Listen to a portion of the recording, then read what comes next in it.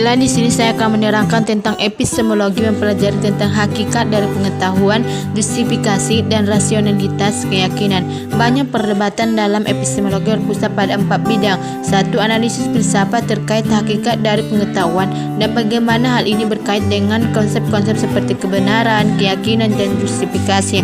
2. Berbagai masalah skeptisisme. 3. Sumber-sumber dan ruang lingkup pengetahuan dan justifikasi atas keyakinan. 4. Kriteria bagi pengetahuan dan justifikasi.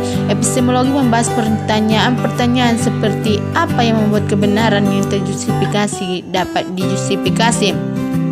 Apa artinya apabila mengatakan bahwa seseorang mengetahui sesuatu, dan pertanyaan yang mendasar, bagaimana kita tahu bahwa kita tahu? Istilah epistemologi pertama kali digunakan oleh filsuf Soalandia James pada tahun 1854. Namun menurut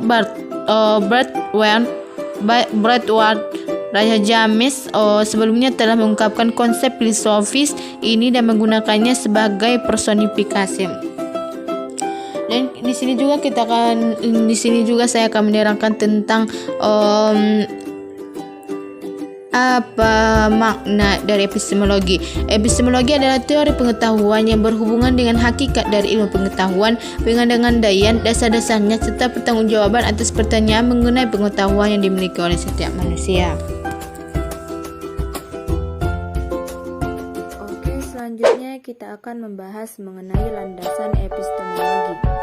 Untuk memahami epistemologi dapat dilalui dengan teori kepribadian manusia, di mana manusia sebagai refleksi Tuhan, manusia yang bisa menyadari tentang realitas antara makro, kosmos, dan mikro. Kosmos akan bisa melihat tingkatan rasio yang dipunyai dan mampu memikirkan alam sehingga manusia bisa menghasilkan pengetahuan yang tepat pada ilmu-ilmu alam, biologi, sosial, dan agama.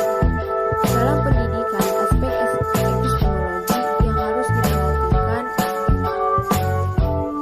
yakni pengetahuan yang bersifat ideal dan spiritual yang bisa membimbing manusia dalam kehidupannya. Selanjutnya saya akan menjelaskan tentang cabang epistemologi dan kegunaan epistemologi. Secara singkat dapat dikatakan bahwa epistemologi merupakan salah satu cabang filsafat yang mempersoalkan mengenai masalah hakikat pengetahuan. Dengan kata lain, epistemologi merupakan disiplin filsafat yang secara khusus hendak memperoleh pengetahuan tentang pengetahuan. Adapun pengetahuan yang tidak ilmiah masih tergolong pra-ilmiah. Dalam hal ini berupa pengetahuan hasil serapan indrawi yang secara sadar diperoleh, baik yang telah lama maupun baru didapat. Di samping itu, sesuai yang diperoleh secara pasif atau di luar kesadaran seperti ilham, intuisi, atau wahyu. Dengan kata lain, pengetahuan ilmiah diperoleh secara sadar, aktif, sistematis, jelas prosesnya secara prosedural, metodis, dan teknis, tidak bersifat acak, kemudian diakhiri dengan verifikasi dan diuji kebenarannya. Landasan epistemologi disebut landasan ilmiah atau metode ilmiah, yaitu cara ilmu menyusun pengetahuan yang benar.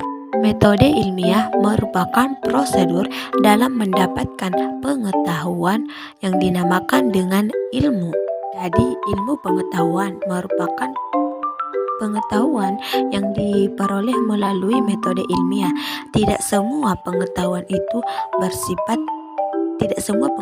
dikatakan ilmu atau ilmiah, karena ilmu harus bersifat secara khusus seperti sistematis, dapat dibuktikan kebenarannya, dapat diterima akal atau logika, dan dilandaskan oleh teori-teori sebelumnya atau didasari oleh teori-teori yang dikemukakan oleh para ahli.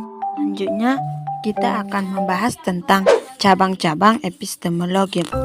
Yang pertama yaitu empirisme, yaitu suatu cara atau metode dalam filsafat yang mendasarkan cara memperoleh pengetahuan dengan melalui pengalaman. Yang kedua yaitu rasionalisme, yaitu memperoleh sumber pengetahuan yang berlandaskan pada akal.